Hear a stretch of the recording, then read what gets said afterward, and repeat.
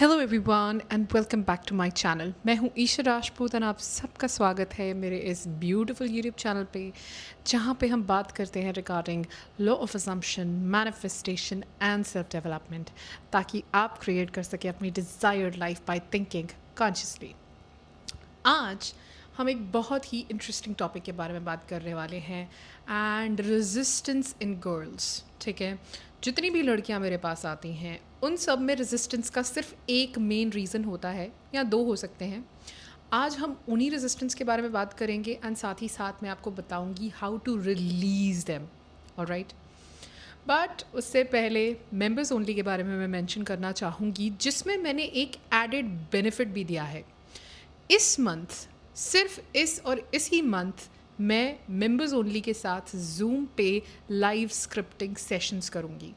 Live scripting sessions मैं आपको वहाँ पे गाइड करूँगी। It's a master class in scripting.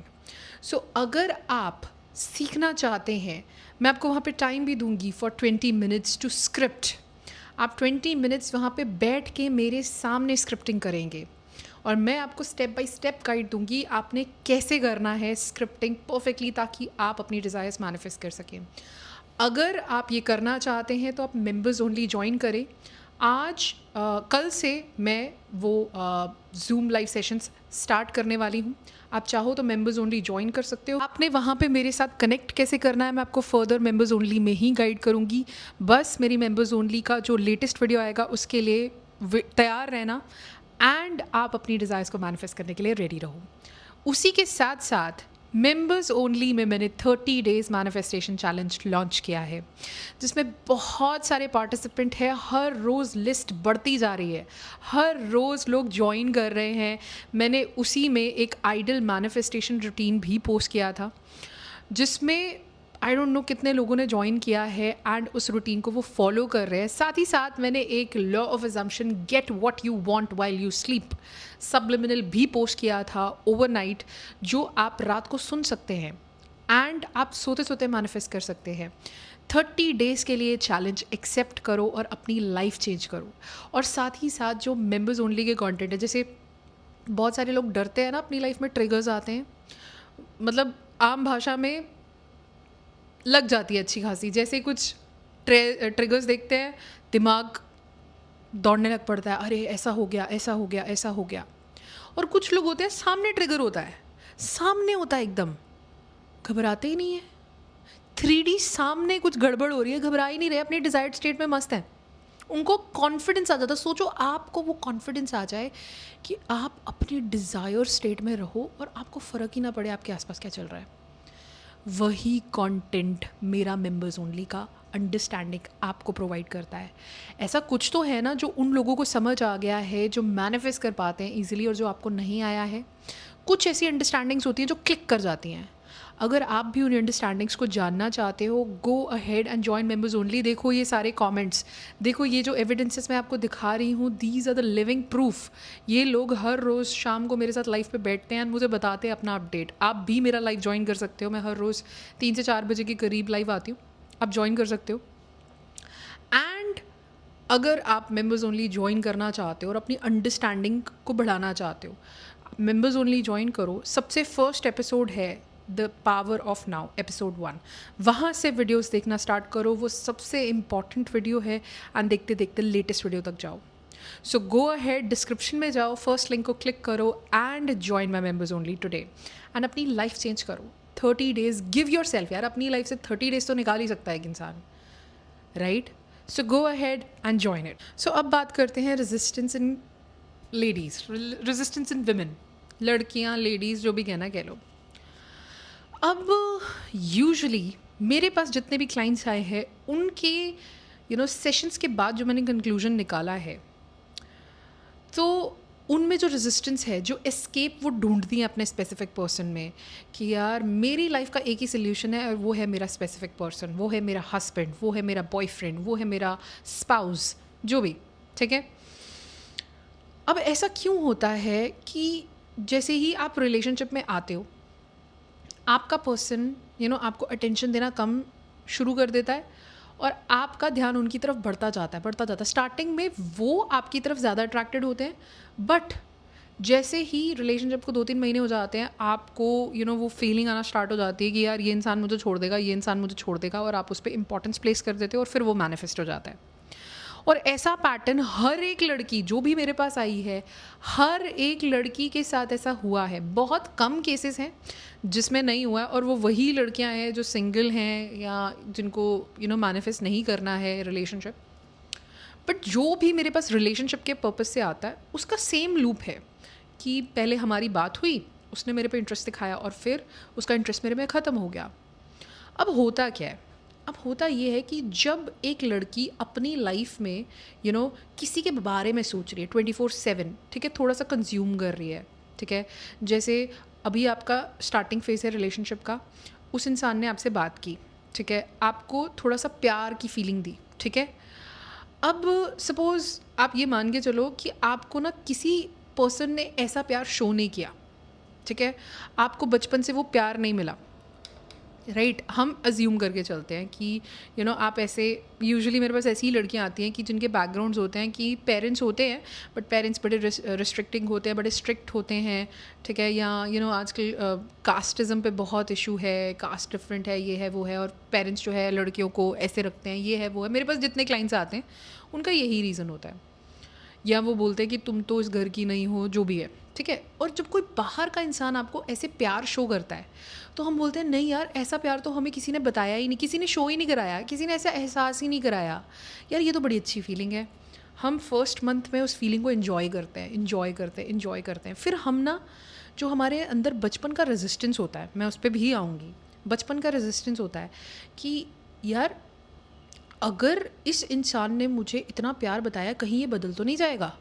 आप उसको खो देने का डर, मतलब आप और चाहते हो कि आपको ऐसा और एहसास आए, लेकिन जो रेजिस्टेंस है वो कहीं ना कहीं तो निकलती ही निकलती है। और वो रेजिस्टेंस निकलती है कि आप उसके बारे में ज़्यादा सोचने लग पड़ते हो, आप उसी की लाइफ, मतलब अपनी लाइफ में 24/7 आप उसी के बारे में सोचने लग पड़ते हो। तो अब मुझे बताओ कि जब कोई इंसान, ठीक है, जैसे हमारे घर पे छोटे बच्चे आते हैं, ठीक है, रिलेटिव्स के, अगर वो 2400 घंटे आपके साथ चिपके हुए रहे, तो आपको इरिटेशन होती है ना, बोलते हो यार दूर हटो, ठीक है, मेरे पास ज़्यादा मत बैठो, मुझे अकेला छोड़ो। घुटन महसूस होती है, हमारे पर्सन को भी कुछ ऐसा महसूस होने लग पड़ता है। क्यों? क्योंकि हमारी एनर्जी में रेजिस्टेंस आ जाती है। एंड होता है क्या है कि वो उस इंसान को ना, हम अगर आप किसी की तरफ बहुत ज़्यादा लव एंड अफेक्शन शो करते हो, बहुत ज़्यादा 2400 घंटे चिपके हुए रहते हो, तो आपको घुटन महसूस होगी, आप बोलोगे प्लीज़ मुझे थोड़ा अकेला छोड़ो, राइट। वही चीज़ आपके पर्सन को होना शुरू हो जाती है। एंड एट द एंड जब आपको और ज़्यादा अटेंशन चाहिए होता है, उनको और ज़्यादा फ्रीडम चाहिए होता है कि आप मेरे से दूर हटो, और आप बोलते नहीं आप मेरे पास आओ, तो वो क्या होता है? ब्रेकअप। अब ऐसा लड़कियों में क्यों होता है? क्यों होता है ऐसा? कभी हमने सोचा है क्यों होता है?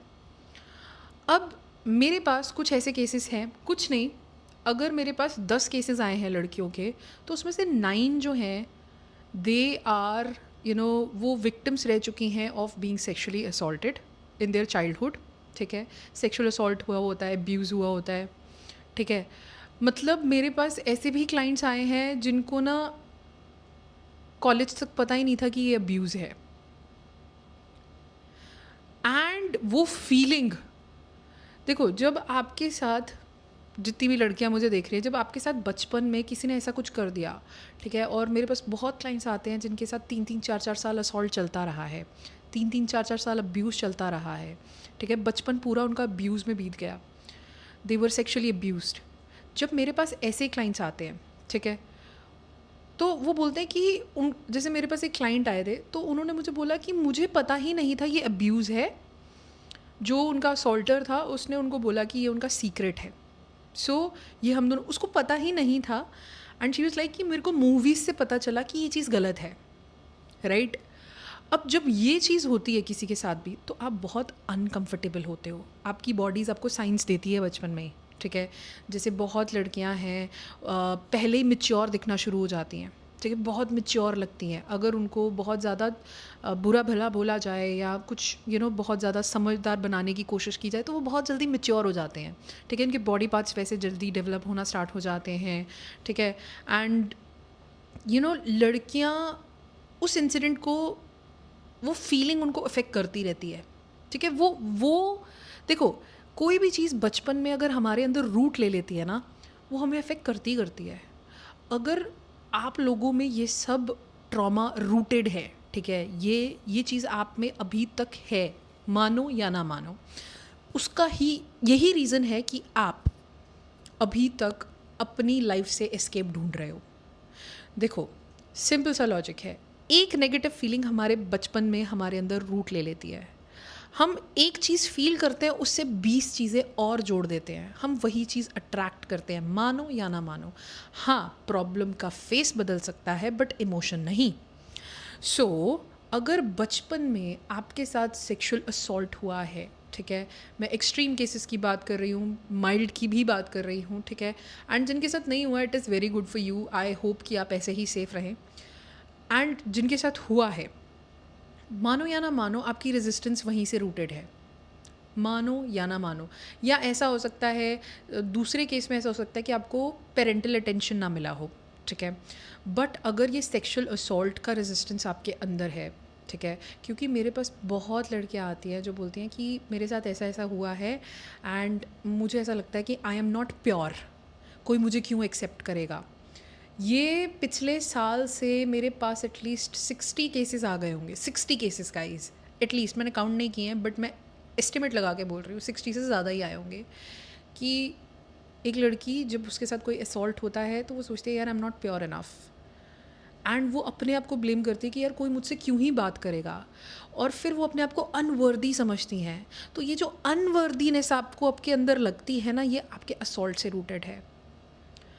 एंड मानो या ना मानो, बाकी सब चीज़ें नहीं, बाकी सब इमोशंस आपने इसी चीज़ से अट्रैक्ट किए हैं, बाकी sad, anger, aggression, frustration, irritation, family के बीच में बैठ के डिस्कनेक्टेड फील करना, ये सब कहीं ना कहीं आपको वहीं से आ रहा है। और इसको रिलीज़ करने का तरीका है, बहुत सिंपल तरीका है, टेकिंग रिस्पॉन्सिबिलिटी, ठीक है। अब जो मैं कहने वाली हूँ ये थोड़ा ब्रूटल भी हो सकता है, ये आपको अभी चुभ भी सकता है, ठीक है। ये चीज़ मैंने की है, ठीक है, मैंने अपने क्लाइंट्स को भी करवाई है, ठीक है। अब आपको क्या करना है, सबसे पहले अगर आप अपने आप को हील करना चाहते हैं, अपने आप को पूरी तरह फ्री करना चाहते हैं, क्योंकि बहुत लड़कियां बोलती हैं कि मुझे बदला लेना है, और फिर वो बदले के चक्कर में अपनी लाइफ वेस्ट कर लेती हैं। अगर आप बदला लोगे किसी से, आपको वो ज़्यादा नुकसान देगा, मानो या ना मानो, क्योंकि वो इंसान तो करके आगे बढ़ गया, लेकिन आपकी लाइफ का मोटिव क्या बन गया कि मैंने इसकी लाइफ तबाह करनी है, ठीक है। आप उसको तबाह करने के चक्कर में खुद तबाह हो जाओगे। सो अगर आप रिवेंज लेना चाहते हो, आई वुड सजेस्टेड कि यार है ही नहीं करना चाहिए, क्योंकि अगर आप रिवेंज लेते हो, आप तब भी उस एंगर, डिप्रेशन, फ्रस्ट्रेशन में रहोगे, फ़ायदा नहीं है। हमें अपनी वाइब्रेशन इंक्रीज़ करनी है, हमें कुछ बदलना है, ठीक है। अगर आपको पता होगा, देयर इज़ एक केस हुआ था, अफ्रीका की बात है, ठीक है, I don't remember the country, I don't remember the exact incident, but ये मैंने कहीं स्टोरी सुनी थी तो मैं आपको ये सुना रही हूँ कि एक लेडी थी, वो बहुत छोटी थी जब वहाँ पे दंगे चल रहे थे, ठीक है, और उन दंगों में एक इंसान ने उसके माँ बाप को उसके सामने कत्ल कर दिया, ठीक है, एंड फिर वो इंसान, उसको जेल हुई एंड वो लड़की बचपन में अनाथ हो गई, ठीक है। जब वो इंसान जेल से वापस आया, उस इंसान ने मतलब वो उसके पास विज़िट किया एंड उस लड़की ने उन्हें माफ़ किया। उस लड़की ने अपने पेरेंट्स के कातिल को माफ़ कर दिया। अब मैं ये नहीं कह रही हूँ कि आप अब्यूज़ बर्दाश्त करो, नो, मैं आपको कह रही हूँ कि आप कार्मिक अकाउंट अपना क्लियर कर सकते हो। ये कर्म होते हैं जो हमारे साथ एक इंसान कुछ ऐसा करता है तो ये कर्म होते हैं, हम चाहें तो उसको हटा सकते हैं, हम उसको गायब कर सकते हैं, वो रेजिस्टेंस ये ऐसे जा सकती है, ठीक है। अब हम क्या कर सकते हैं, कार्मिक अकाउंट मेडिटेशंस कर सकते हैं, ठीक है, कि आप उस इंसान को सामने बैठे हुए देखो। स्टार्टिंग में अगर आपको अग्रेशन आ रहा है, आप गुस्सा फील करो, आप गुस्से से उनके सामने बैठो। कुछ लोग तो ऐसे होते हैं कि वो बैठना भी नहीं चाहते, वो अवॉइड करते हैं उन लोगों को, बट मैं आपको बता रही हूँ, आपकी फ्रीडम की चाबी वही है। जब आप ये चीज़ करके उठोगे, आपको फ्री महसूस होगा ही होगा, आप में रेजिस्टेंस कम होगी ही होगी। आप इमेजिन करो जैसे आपके सामने वो पर्सन बैठा है, आपको सिर्फ उसका चेहरा दिख रहा है एंड आपको डिस्गस्टिंग फीलिंग आ रही होगी, आपको बहुत अजीब सा फील हो रहा होगा जैसे मैंने कुछ गलत किया है, मैंने उसे इन्विटेशन दिया था या कुछ ऐसा, ठीक है, आपको कुछ गलत लग सकता है, बट मैं आपको बता रही हूँ आप गलत नहीं हो, ये फील करना नॉर्मल है। एंड आपने उसको जब इमेजिन करना है तो आपने उसको बोलना है, ये आपने अपनी इमेजिनेशन यूज़ करके उसको देखना है और कहना है ये 5 सेंटेंस कि अब तुम्हारा और मेरा कार्मिक अकाउंट क्लियर हो चुका है। अब हमारा, अगर आप अच्छा कार्मिक अकाउंट रखना चाहते हो, कि आप उनके साथ बातचीत रखना चाहते हो, तो आप ऐसे बोल सकते हो कि अब हमारा बहुत अच्छा कार्मिक अकाउंट है। अगर आप नहीं रखना चाहते तो आप ऐसे बोल सकते हो कि अब हमारा कार्मिक अकाउंट क्लोज़ हो गया है, अब हमारा कोई कार्मिक अकाउंट नहीं है, राइट? हमारा कार्मिक अकाउंट क्लोज़ हो गया है।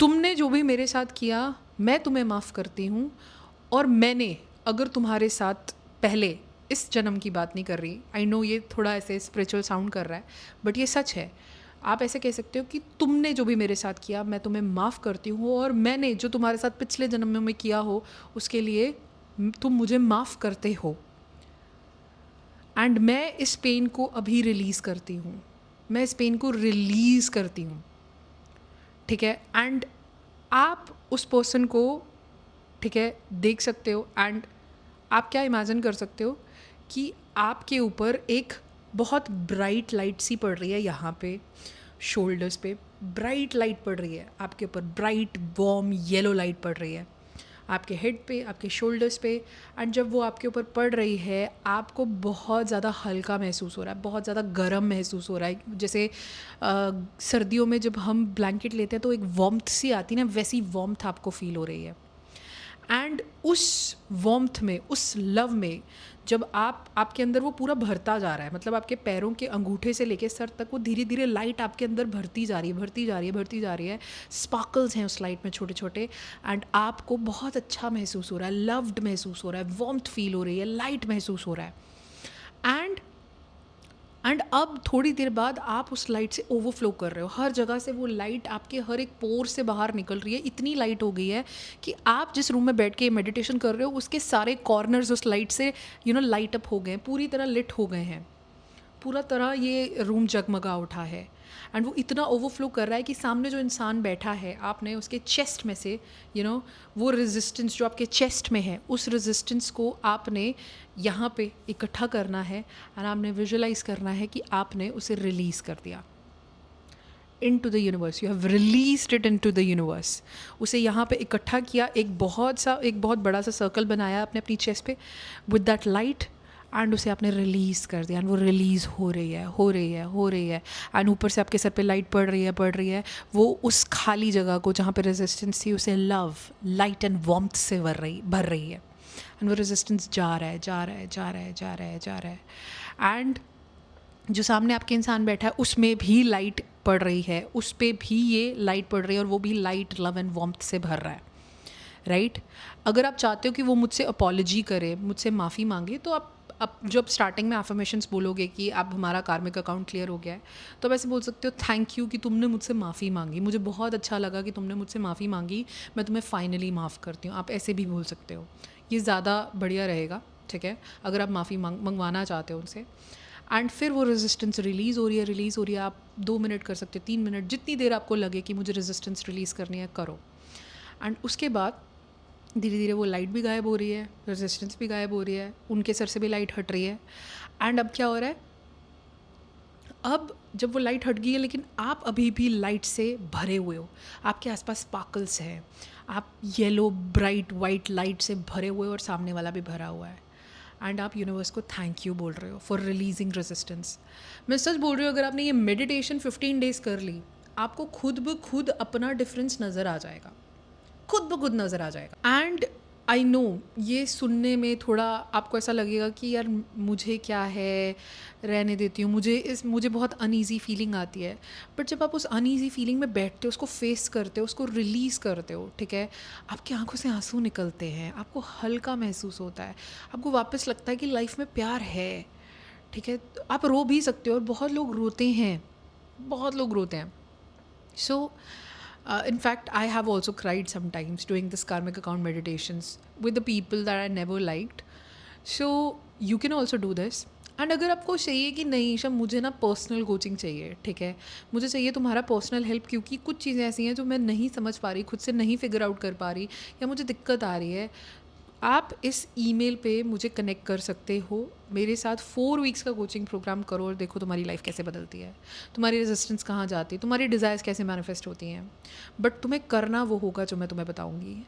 दिमाग को बंद करके सिर्फ मेरी इंस्ट्रक्शंस अगर फॉलो कर लोगे ना 1 महीना, ऐसे मैनिफेस्ट हो जाएगा।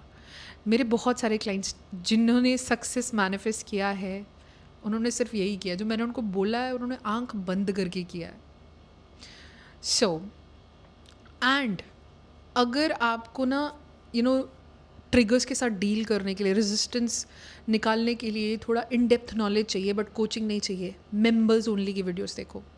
मेंबर्स ओनली इतना ब्यूटीफुल कंटेंट है, एपिसोड 1 से स्टार्ट करो, लास्ट तक आओ, तुम्हें लाइफ में कभी किसी मैनिफेस्टेशन कोच की ज़रूरत नहीं पड़ेगी।